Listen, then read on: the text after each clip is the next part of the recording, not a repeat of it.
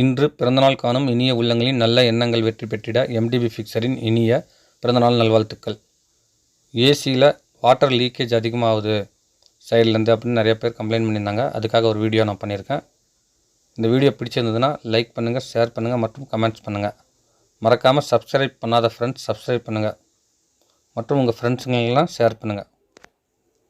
வீடியோவுக்கு போகலாம். இந்த ஏசி எப்படி ஓப்பன் பண்ணுறதுன்னு ஸ்கிப் பண்ணாமல் நீங்கள் பொறுமையாக பார்த்துக்குங்க. ஃபஸ்ட்டு இந்த லாக் இங்கே இருக்கும், அதை ஓப்பன் பண்ணிக்கோங்க. ஏசியில் பார்த்திங்கன்னா அவுட்லெட் ட்ரேவில் ஒரு ஹோல்ஸ் இருக்கும்.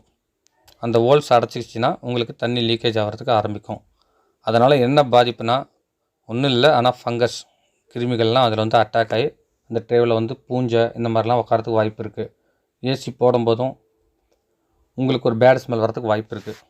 இங்கே பாருங்கள், இந்த இடத்துல லாக் இருக்குது. திருப்பி வச்சு லைட்டாக நோண்டி எடுத்துக்கோங்க. பொறுமையாக பாருங்கள். ஃபுல் வீடியோ பார்த்துட்டு 1-2 தடவை நீங்கள் ரிட்டன் பார்த்துட்டு அதுக்கப்புறம் எப்படி லாக் ஓப்பன் பண்ணுறது, லாக் டைப்புங்கெலாம் பாருங்கள் காமிச்சிருக்கேன். அதெல்லாம் எப்படி உட்காருன்னு பார்த்தீங்கன்னா உங்களுக்கு கிராக் ஆகாமல் ஓப்பன் ஆகிறதுக்கு வாய்ப்பு இருக்குது. அங்கே பாருங்கள், அங்கே ஒரு லாக் இருக்குது. அப்படியே வெளியே எடுத்தோம்னா ஃப்ரீயாக வரும். இது பார்த்திங்கன்னா நான் ஒரு எலக்ட்ரிஷியன் தாங்க. ஆனால் பார்த்திங்கன்னா இந்த ஏசி சம்மந்தப்பட்டது எலக்ட்ரானிக்ஸ் ஒர்க்கெலாம் செய்ய மாட்டேன். இருந்தாலும் என்னுடைய வீட்டு பொருள் நான் செய்யும்போது எப்படிங்கிற அனுபவத்தில் உங்களுக்கு நான் பகிர்ந்துக்கிறேன். மற்றபடி நிறைய பேர் எனக்கு கமெண்ட்டில் உனக்கு என்ன தெரியும், எவாபரேட்டருக்கும் கண்டென்சருக்கும் என்ன வித்தியாசம், இத்தனை கேள்விகள் கேட்டிருக்காங்க. நான் குறைஞ்சது ஒரு 3 தடவை சர்வீஸ் விட்டதுனால எனக்கு வந்த அனுபவத்தில் என்னுடைய பிரச்சனைகளை அட்டன் பண்ணதை நான் நேரில் பார்த்ததுனால நானே பண்ணிக்கிறேன். உங்களுக்கும் ஒரு ஹெல்ப்ஃபுல்லாக இருக்குன்னு வீடியோ போடுறேன். இந்த ஸ்க்ரூ லூஸ் பண்ணி எடுத்துக்கோங்க. எடுத்திங்கன்னா மேலே இருக்க டாப் வெளியே வரும். நிறைய பேர் கமெண்ட்ஸ் பண்ணுறாங்க, எவாபரேட்டருக்கு உனக்கு வித்தியாசம் தெரியுமா, யாருடா நீ வாடா போடான்னு. இதெல்லாம் கொஞ்சம் அவாய்ட் பண்ணிக்கோங்க. ஏன்னா நான் ஒரு இன்ஜினியர் டெக்னீஷியன் கிடையாது. என்னுடைய அனுபவத்தில் என்னுடைய சொந்த பொருட்களை நான் சுத்தம் பண்ணுறது எனக்கு சக்ஸஸ்ஃபுல் ஆகுது. அந்த ஐடியா உங்களுக்கும் டேலண்ட் இருந்தால் நீங்கள் பண்ணலாம் அப்படிங்கிற ஒரு எண்ணத்தில் நான் வீடியோ போட்டிருக்கேன். உங்களுக்கு சேஃப்டியாக எப்படி ஹேண்டில் பண்ணுறங்கிற டீட்டெயிலெலாம் கரெக்டாக போட்டிருக்கேன்.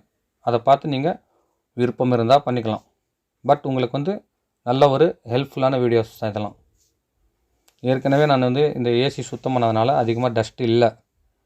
இந்த எவாபரேட்டர் காயில் நீங்கள் தண்ணீர் ஊற்றி கீழே இருக்கிற பொருட்கள் டேமேஜ் இல்லாமல் இருக்குன்னா தண்ணியை ஊற்றி க்ளீன் பண்ணிக்கலாம். இல்லை ஒரு கேரி பேக் கீழே வச்சுக்கலாம், தண்ணி அறியாத மாதிரி தண்ணி ஊற்றிக்கலாம். பட் இந்த எலக்ட்ரானிக் ஜோனில் மட்டும் தண்ணி படாமல் பார்த்துக்கணும். இல்லை ஈர ப்ரஷ்ஷில் நீங்கள் நினச்சி அந்த தண்ணி வரலாம். இல்லையா நீங்கள் என்ன பண்ணுறீங்கன்னா ஓப்பனில் ஏசி போட்டிங்கன்னா கூட உங்களுக்கு அந்த டஸ்ட்டு தொடச்சி விட்டு போட்டிங்கன்னா அந்த தண்ணியில் எல்லா டஸ்ட்டும் அடிச்சுட்டு வெளியே வந்துடும். இப்போ மேல் டாப்பு கீழ் டாப்பு கழட்டியாச்சு. இதுதான் ட்ரே. அப் அண்ட் டவுன் இந்த ஏர் ப்ளோயர் ஏரை சர்க்குலேஷன் பண்ணுற ட்ரே. அடுத்து வாட்டர் ட்ரே. இது சரியான சீட்டிங் உட்காரலனாலும் உங்களுக்கு தண்ணி லீக் ஆகிறதுக்கு வாய்ப்பு இருக்குது. ஏர் இந்த மாதிரி தண்ணி லீக் ஆனால் ஏதாவது போர்டு போகுமா அப்படின்னு கேட்குறீங்க, நிறைய பேர் கேட்டிருக்காங்க. ஆனால் போர்டில் தண்ணி படாது. இந்த ட்ரே நம்பி வெளியே தான் ஊற்றும். அதனால் ஒன்றும் தொந்தரவு இல்லை. என்ன பேட் ஸ்மெல் உள்ளே பார்த்திங்கன்னா பூஞ்சை காளான் மாதிரி இந்த நோய் பரப்புகிற கிருமிகள் புழுக்கள் விழுவும். அதனால் இந்த ட்ரேவை க்ளீன் பண்ணி அதில் ஒரு ஹோல்ஸ் இருக்கும் எண்டில். இது கவனமாக எடுக்கணும். பாருங்கள், இந்த எவாபரேட்டர் காயில் அடி வாங்காத மாதிரி. நீங்கள் வீடியோவை பொறுமையாக பாருங்கள். என்னுடைய பேச்சை ஒரு தடவை கேட்டுக்குங்க. அதுக்கு அடுத்தது பொறுமையாக பார்த்தீங்கன்னா எப்படி ஓப்பன் பண்ணுறதுங்கிறது தெரியும். பாருங்கள், தண்ணி வருதில்ல, இந்த எட்ஜில் வர தண்ணி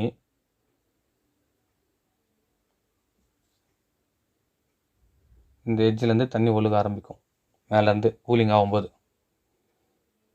இதுக்கு என்ன கேஸ் போடணும் ஏதுங்கிற டீட்டெயில் கூட எனக்கு தெரியாது. அந்த மாதிரி மேஜர் ப்ராப்ளம் தான் நானே எலக்ட்ரிஷியனை டெக்னீஷியனை கூப்பிட்டு தான் பார்க்கணும். எனக்கு தெரிஞ்ச வீடியோ சில விஷயங்களை உங்களுக்கு ஹெல்ப்பாக இருக்குன்னு தான் நான் இந்த வீடியோ பண்ணியிருக்கேன். இந்த ஹோல்ஸ் தான் அந்த தண்ணி அவுட் ஆகிற ஹோல்ஸ். இதில் டஸ்ட்டோ இல்லை ரொம்ப நாள் யூஸ் பண்ணாமல் பாசம் பிடிச்சியோ உள்ளே போய் ஏதாவது அடைச்சிருந்தால் தான் உங்களுக்கு இந்த தொந்தரவு வரும். இது ட்ரே நம்பி தண்ணி ஒழுகிறது. இந்த பின்னாடி வர டியூப் டேமேஜ் இருந்தாலும் தண்ணி ஒழுகும். பல வருஷம் ஆன ஏசியாக இருந்தால் இந்த விரல் வச்சுருக்க பாருங்கள், அந்த ஹோஸ் அந்த இடத்துல ஏதாவது லீக்கேஜ் இருக்கான்னு பாருங்கள். இதை பார்த்திங்கன்னா ஒரு ஹோஸ் விட்டு டேமேஜ் ஆகாமல் ஸ்ட்ரெயிட்டாக வச்சு நீங்கள் ஓஸ் விட்டு க்ளீன் பண்ணலாம். இது பம்புடைய ஓஸுங்க. நீங்கள் காற்றடிக்க மூலியமாக உங்களுக்கு அந்த சுற்றியும் அடைச்சி பிடிச்சிக்கிட்டு நீங்கள் அந்த ஹோல்ஸில் விட்டு காற்றடிச்சிங்கன்னா தண்ணீர் விட்டு உங்களுக்கு உள்ளே இருக்க அடைப்பு வந்து ஃபோர்ஸில் வந்து வெளியே போகிறதுக்கு வாய்ப்பு இருக்குது. அடைப்பு க்ளீன் பண்ணால் தான் உங்களுக்கு வந்து இந்த தண்ணி தேங்க கம்ப்ளைண்ட் வராது. மற்றபடி லீக்கேஜுங்கிறது நல்லா ஓடிட்டுருக்கு ஏசியில் லீக்கேஜ்னால் அதில் அடைப்பு இருந்தால் தான். அதை மட்டும் நீங்கள் பார்த்தீங்கன்னா சரியாக போயிடும். அங்கேருந்து தண்ணி வருது பாருங்கள், இந்த எட்ஜுக்கு வரும், இந்த ட்ரேவெல்லாம் அந்த சைடில் இருக்கிறது வரும், கடைசியாக இந்த இடத்துக்கு வந்து எண்டாகி தண்ணி போகும். அந்த இடத்துல அடைச்சிக்கினா என்ன பண்ணும்? லீக் ஆகாமல் என்ன பண்ணும்? லீக் ஆக தான் செய்யும். இந்த ஓஸில் டேமேஜ் இல்லாமல் இருந்தாலும் உங்களுக்கு லீக் ஆகும். டேமேஜ் இல்லாமல் இருந்தால் நீங்கள் அப்படியே விட்டுலாம். இப்போ வந்து ஏசி க்ளீன் பண்ணுறது எப்படிங்கிறது சொல்ல, இந்த தண்ணி லீக்கேஜ் ஆகிறது எப்படி. அதே சமயத்தில் நீங்கள் இந்த எவாபரேட்டர் காயில் எனக்கு ஒருத்தர் சொன்னார், நல்ல மனுஷர் தான், இருந்தாலும் கொஞ்சம் மாதிரி இதெல்லாம் பேசியிருக்காரு. அவர் வந்து இந்த எவாபரேட்டர் காயில்னு சொன்னால் நான் மீண்டும் அதையே சொல்கிறேன். எனக்கு எலக்ட்ரானிக்ஸில் அனுபவம் இல்லை, இருந்தாலும் என்னுடைய அனுபவத்தில் என்ன செய்யணுங்கிறத நான் சொல்லியிருக்கேன். ஒரு சில வார்த்தைகள் தவறாக இருந்தால் அது பெருசு பண்ணாதீங்க. உங்களுக்கு தீர்வாகுதா அதை மட்டும் பாருங்கள். இதெல்லாம் தண்ணி ஊற்றி நீங்கள் க்ளீன் பண்ணிக்கலாம். சுத்தமான தண்ணி, இந்த ஸ்ப்ரே அடுத்தது கண்ட இந்த லைசால் இதெல்லாம் போட்டிங்கன்னா உங்களுக்கு வந்து ஏசி ஓடும்போது தீஞ்சு போன வாடை ஒரு மாதிரியாக வந்து தொந்தரவு வரத்துக்கு வாய்ப்பு இருக்குது. அதனால் சுத்தமான தண்ணியில் கழுவுங்க. நான் ப்ரஷ் பண்ணியிருக்கேன், நீங்கள் தண்ணி ஊற்றி கூட கழுவலாம். போர்டுக்கு போகாத மாதிரி நீங்கள் தண்ணி ஊற்றிக்கலாம்.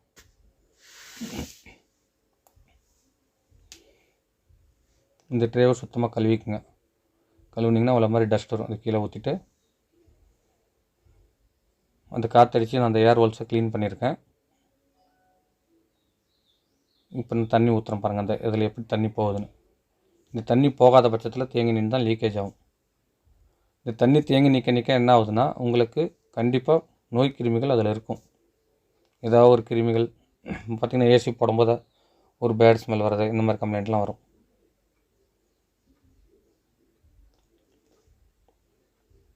நான் ஒரு 4 தடவை 5 தடவை ஏசி வந்து வெளியே அமௌண்ட் கொடுத்தாங்க பண்ணியிருக்கேன். அந்த சமயத்தில் லீவ் போட்டு பக்கத்தில் இருந்து நான் பார்த்து தெரிஞ்சுக்கிட்டதுனால நான் வந்து உங்களுக்கு ஒரு வீடியோ பண்ணியிருக்கேன். யூடியூப்பில் இந்த வீடியோ பார்க்குறவங்க உங்களுக்கு பிடிச்சிருந்தால் ஃப்ரெண்ட்ஸுங்களுக்கு நீங்கள் பகிரலாம். இந்த மாதிரி வந்து பார்த்திங்கன்னா உள்ள ப்ளோயரில் வந்து எவ்வளோக்கு எவ்வளோ டஸ்ட் அண்டி இருக்கோ அந்தளவுக்கு காற்று வந்து வெளியே வராதுங்க. ப்ளோயர் வந்து நீங்கள் பொறுமையாக ப்ரஷ் பண்ணாலாம் கிளியர் ஆகாது. இந்த மாதிரி பட்ஸ் எடுத்து ஒவ்வொரு அது பேர் தெரியல, இருந்தாலும் ஒவ்வொரு ப்ளோயரோட லீஃப்லேயும் இருக்கிற டஸ்ட்டை நீங்கள் தள்ளி விடணும். ப்ளோயர் வந்து பார்த்திங்கன்னா கிளியராக இருந்தால் தான் உங்களுக்கு கம்மி காற்று வச்சாலும் உங்களுக்கு நிறைய காற்று வரும், பாயிண்ட் வச்சாலும் ஸ்பீடு. இந்த மாதிரிலாம் ப்ரஷ்ஷை வளைச்சி இந்த மாதிரி கிளியர் பண்ணலாம். அதுக்குள்ளே நுழையிற மாதிரி, ஆனால் அது உடையாமல் பார்த்துக்குங்க. அது பிளாஸ்டிக், அது உடஞ்சி போச்சுன்னா உங்களுக்கு வைப்ரேஷன் சவுண்டு இல்லை காற்று தொந்தரவு வரும், செலவு அதிகமாக போயிடும். நீங்கள் பொறுமையாக ஹேண்டில் பண்ணி க்ளீனாக எடுங்க. பட்ஸில் எடுக்கிறது பெஸ்ட்டாக இருக்கும். இந்த பார்த்திங்கன்னா ஃப்ரெஷ்ஷாக இடணும். பார்த்திங்கன்னா பிளாஸ்டிக் ஃப்ரெஷ்ஷாக இருக்கிற மாதிரி சுத்தமாக க்ளீன் பண்ணிட்டு இந்த ட்ரேவை இதில் உட்கார வைக்கணும். பாருங்கள் எண்டில் எப்படி உட்காருதுன்னு. இந்த காயலில் வந்து எவாப்டர் காயலில் வந்து மோதாத மாதிரி, அதெல்லாம் பார்த்திங்கன்னா ரேடியேட்டரில் வர மாதிரி மெலிசான சீட்டுங்க இருக்கும், அது நசங்காத மாதிரி இந்த எட்ஜில் கரெக்டாக உட்கார வைங்க. உட்கார வச்சு அப்படியே மெல்ல தள்ளிட்டு வாங்க.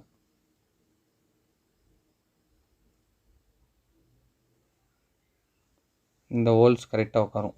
அங்கே உட்காரலன்னா அங்கே உட்காராது. அங்கே இடிப்பட்டுச்சுன்னா காயில் டேமேஜ் ஆகும். கீழே 2 கால் இருக்கும், அதையும் கரெக்டாக லாக் தான், அது லாக்கை கரெக்டாக தள்ளி கையில் உட்கார வச்சுக்கோங்க. ஒயிட் கலரில் 2 லெக் இருக்கும். இந்த மாதிரி கரெக்டாக சீட்டிங் ஆரம்பராக குறைச்சிட்டு ஸ்க்ரூ பண்ணிக்கோங்க. இதுதான் வந்து வாட்டர் லீக்கேஜ் ஆகிறது. இது வந்து சரியான செலவுக்கு சீட்டிங் ஆகலாம், மீண்டும் அந்த லீக்கேஜ் வந்து வேறு இடத்துலேருந்து வரும். ஸ்க்ரூ பண்ணுறேன்.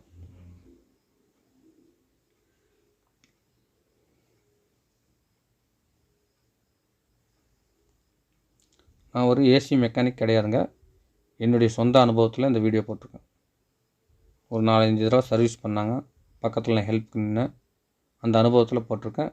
பட் 100% பர்ஃபெக்டாக ஒர்க் ஆகும். இதுதான் ரீசன். எலக்ட்ரானிக்ஸ் பொருளை நம்ம தீண்டாமல் வெறும் நம்ம பொருளை வந்து மைனர் ஒர்க்ஸ் பண்ணுற மாதிரி தான் இது. இந்த மைனர் மெயின்டெனன்ஸ் கூட பண்ணலைன்னா உங்களுக்கு ஏசி வந்து எதுக்கடா வாங்கணும் அப்படிங்கிற மாதிரி ஒரு ஃபீலிங் வந்துடும். இது நீங்கள் கற்றுக்கணும் கட்டாயம். ஸ்கிப் பண்ணால் பாருங்கள். இந்த இடத்துலேருந்து தண்ணி வரும். தண்ணி வரது வந்து அந்த ட்ரேவில் படிஞ்சு உங்களுக்கு பேக் சைடு அந்த ஹோல்ஸ் வழியாக போயிடும். அதில் ஏதாவது ஒரு அந்த ப்ரொசீஜரில் ஏதாவது ஒரு ப்ராப்ளம் இருந்தால் தான் உங்களுக்கு தண்ணி லீக் ஆகுது. இந்த லாக்கை கவனிச்சிக்கோங்க. இது மேல் டாப் போடுறது மொத்தம் ஒரு 6 லாக்கோ 5 லாக்கோ இருக்குது. இதுக்கு தகுந்த லாக்கிங் சிஸ்டம் மேலேயும் இருக்கும். அதை பாருங்கள், அந்த லாக் உட்காரும். இது வந்து பார்த்திங்கன்னா அந்த ட்ரே வந்து வெளியே வராமல் அந்த ஸ்டெப்பில் உட்காருது, தாங்கி பிடிக்கிறது. அதே மாதிரி சைடில் ஒரு லாக் இருக்கும். இந்த பாருங்கள், இது சைடு, அந்த சைடில் பாருங்கள், அந்த இதில் அந்த ஸ்டெப் உட்காரும். கரெக்டாக உட்காருவீங்க, ஆட்டோமேட்டிக்காக உட்காந்துருவீங்க. நீங்கள் தப்பாக உட்கார வச்சிங்கன்னா போட்டு அழுத்துற மாதிரி உடையிற மாதிரி போயிடும். சீட்டிங் கரெக்டாக நான் சொல்கிற மாதிரி பார்த்து உட்கார வச்சிங்கன்னா உங்களுக்கு அதே ஆட்டோமேட்டிக்காக படிஞ்சிடும். நீங்கள் ஃப்ரெஷ் பண்ணவோ அழுத்தவோ தேவையில்லை. நீங்கள் அது தெரியாமல் உயரம் இல்லாமல் ஸ்டூலை வச்சுக்கிட்டு ஏணி வச்சு தடுமாறிட்டு போடக்குள்ள தான் அது சீட்டிங் ஆகாது. கரெக்டாக உட்காந்துச்சுன்னா அந்த ஸ்க்ரூடைய ஹோல்ஸ் கரெக்டாக உட்காரும். ஸ்க்ரூ பண்ணிங்க.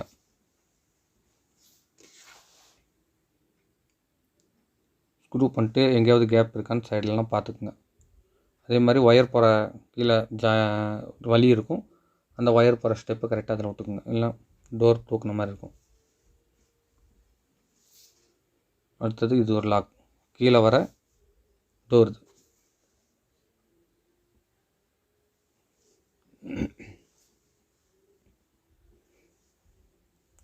இந்த டோர் தான் வந்து கீழே வருது. லாக் இங்கே இருக்க பாருங்க, மொத்தம் 2 3 4 லாக். அதுலேயும் அதில் வந்து பார்த்திங்கன்னா உட்கார்ற மாதிரி ஒரு கால் இருக்கும்.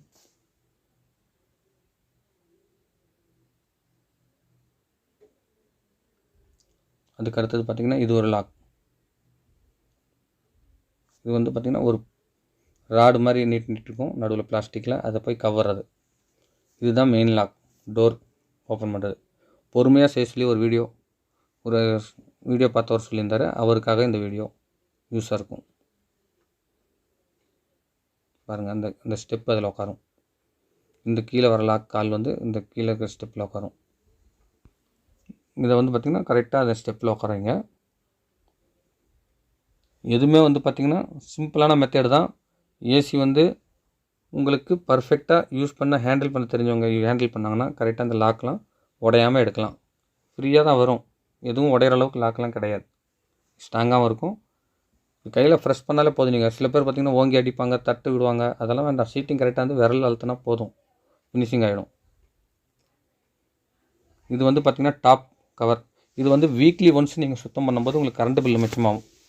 ஏசியில் பொறுத்த வரைக்கும் சர்க்குலேஷன், ஏர் சர்க்குலேஷனுக்கு என்னென்ன தடை இருக்கோ அதெல்லாம் நீங்கள் கிளியர் பண்ணிட்டீங்கன்னா காற்று வந்து உங்களுக்கு ஜாஸ்தியாக வரும், கரண்ட் பில் கம்மியாக இருக்கும். ப்ளோயர் கம்மியாக வச்சாலும் நல்ல காற்று வீசும். இது வந்து மேல் டாப்பில் இருக்கிற லாக்கு, பேக் சைடு. இது ஃப்ரண்ட் சைடு லாக். 1 2 3 4 5 பேக் சைடில் ஒரு 6 லாக் இருக்குது. அதை பாருங்கள், அந்த ஸ்டெப் மாதிரி கட்டமாக ஒரு ஹோல்ஸ் தெரியுது பார்த்தீங்களா, அதில் வந்து அந்த லாக் உட்கார வைக்கணும்.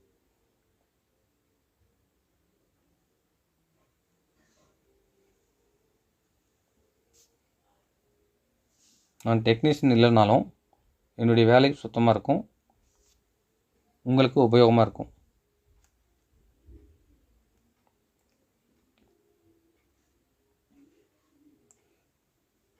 செலக்ட் பண்ணிவிட்டு நாங்கள் ஏசி ஆன் பண்ணுறோம்.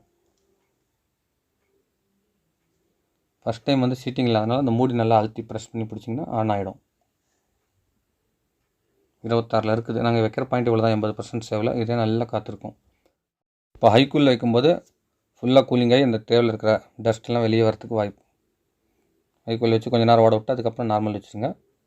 இந்த வீடியோ பிடிச்சிருந்ததுன்னா லைக் பண்ணுங்கள், ஷேர் பண்ணுங்கள் மற்றும் கமெண்ட்ஸ் பண்ணுங்கள். வணக்கம். மீண்டும் அடுத்த வீடியோவில் சந்திக்கும் வரை உங்களிடமிருந்து விடைபெறுவது உங்கள் எம் தௌலத் பாஷா.